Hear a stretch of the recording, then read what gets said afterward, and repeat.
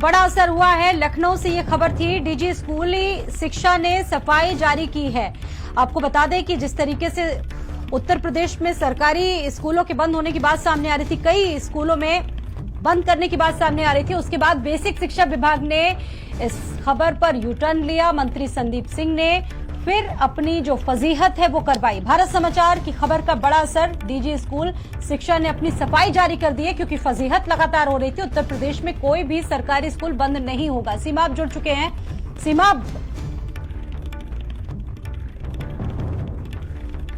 अब ये सफाई जारी की गई है और कहा है कि कोई भी सरकारी स्कूल बंद नहीं होगा, इसको कैसे समझे?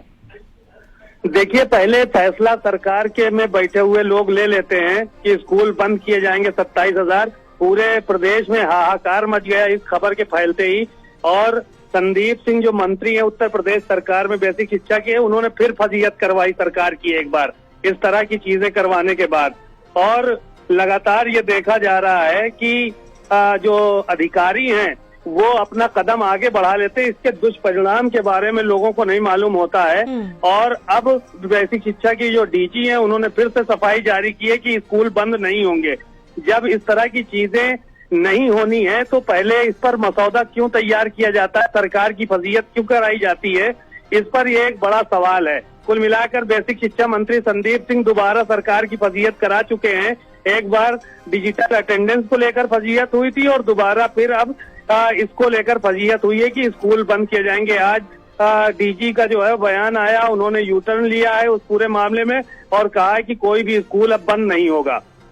बिल्कुल, ये बहुत बड़ी देखिए जानकारी। और चारों तरफ इस बात को लेकर जो विपक्षी पार्टियां थे वो पहले से ही हमलावर थे और और कहा जा सकता है कि आलोचना भी हो रही थी। एक तरह से कहा जा सकता है कि काफी ज्यादा आलोचना हुई, उसके बाद ये यू टर्न लिया गया इस मामले में, इस फैसले पर। देखिए, जाहिर है कि विपक्ष पूरी तरह से हमलावर हो गया है। कहा कि सरकार जो है वो कुछ कर तो रही नहीं है, स्कूल बंद कर रही है। 50 बच्चे जिस स्कूल में 50 से कम है उनको बंद करने की बात सामने आ रही थी। तो कहा कि जब बच्चे अपने खुद के गांव में पढ़ने के लिए नहीं आ रहे तो दूसरे गांव क्या पढ़ने के लिए जाएंगे।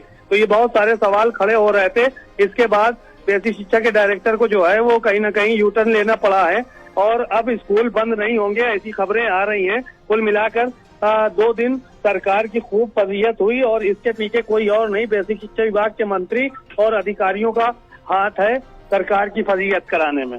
अब इसको किस तरीके से सरकार देख रही है सीमा? क्योंकि फजीहत आपने भी बताया हुई, उसके बाद यू टर्न लिया गया, बाकायदा सफाई पेश की गई ट्विटर के माध्यम से। मायावती पहले से ही हमलावर थी, अखिलेश यादव पहले से ही इस पर हमलावर थे, स्कूलों की दशा पर पहले ही से सवाल उठ रहे थे।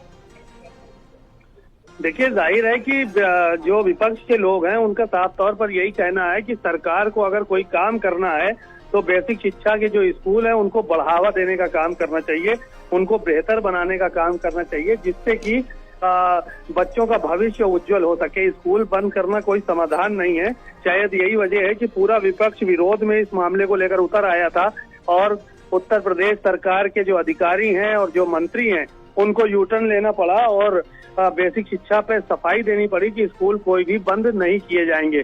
तो कुल मिलाकर ये जो फैसला है ये बेहतर फैसला है, क्योंकि बेसिक शिक्षा के जो छात्र छात्राएं हैं वो कहीं ना कहीं अगर उनके स्कूल जो है वो इस गांव से हटाकर दूसरे गांव किया जाएगा तो जो स्कूल जाते भी हैं तो उनके साथ भी कई बार जो है वो इस तरह की परिस्थितियां बनेंगी, स्कूल जाएंगे ही नहीं।